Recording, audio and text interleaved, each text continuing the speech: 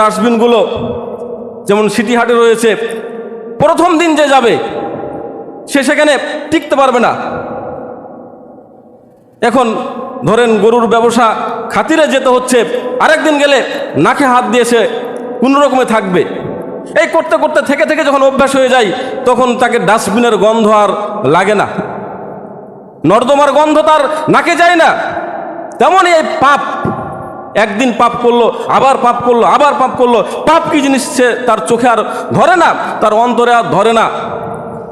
রাসূলুল্লাহ সাল্লাল্লাহু আলাইহি ওয়াসাল্লাম বলছেন, আইয়ু কালবিন উসরিবাহা, যে অন্তর এই পাপকে গ্রহণ করতে থাকবে নিজের চাহিদা অনুসারে, সে উল্টানো সাদা কালো মিশ্রিত কলসের মতো হয়ে যায়, তাতে আর সে পাপ পুণ্য নিরূপণ করতে পারে না। যেমন ধরেন ডায়াবেটিক্স, কারো অসুখ হয়েছে, ডাক্তারটাকে মিষ্টি খেতে নিষেধ করলেন, সে ডাক্তারের কথা না শুনে মিষ্টি খেতে থাকলো।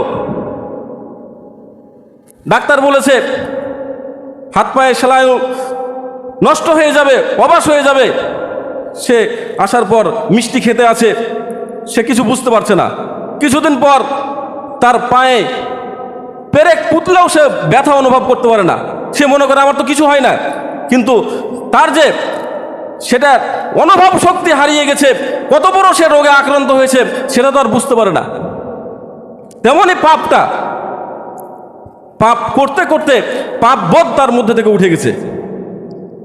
তাহলে এই যে পাপ, পাপ করতে গেলেই অন্তরে কালো দাগ পড়ে, আর পাপ না করলে সাদা দাগ পড়ে। সাদা দাগ পড়লেই বুঝতে হবে তার অন্তর আত্মশুদ্ধির দিকে গিয়েছে। তো এই আত্মশুদ্ধি এমন একটি বিষয়, আল্লাহ সুবহানাহু ওয়া তাআলা আমাদের রসুল মুহাম্মদ সাল্লাল্লাহু আলাইহি ওয়াসাল্লামকে পৃথিবীর বুকে প্রেরণ করেছেন। তার মৌলিক মিশন ছিল 4টি। আল্লাহ সুবহানাহু ওয়া তাআলা বলছেন, লাকাদ মান্নাল্লাহু আলাল মুমিনিনা ইয বাআসা ফীহিম রাসূলাম মিন আনফুসিহিম ইয়াতলু আলাইহিম ওয়া ইউযাক্কিহিম ওয়া ইউআল্লিমুহুমুল কিতাবা ওয়াল হিকমাহ। এটা মুমিনদের প্রতি অনুগ্রহ যে আল্লাহ সুবহানাহু ওয়া তাআলা তাদের মধ্য থেকে একজন রসুল প্রেরণ করেছেন, তার কাজ হলো তাদেরকে পাঠ করে শোনাবেন আল্লাহ সুবহানাহু ওয়া তাআলার আয়াত। ওয়া ইউযাক্কিহিম, তাদেরকে পরিশুদ্ধ করবেন। আর আল্লাহ রাসূল সাল্লাল্লাহু আলাইহি ওয়াসাল্লামের একটি মিশন ছিল মানুষের নফসকে তাজকিয়া করা, মানুষের আত্মাকে পরিশুদ্ধ করা। যেহেতু এই পরিশুদ্ধ আত্মার যারা অধিকারী হবে তারাই তো সফল হবে। রাসূলুল্লাহ সাল্লাল্লাহু আলাইহি ওয়াসাল্লাম সেই মুশরিক শিরিককারী মানুষদেরকে ইমানের পথে নিয়ে আসছেন, পথভ্রষ্ট মানুষদেরকে ইমানের পথে নিয়ে আসছেন।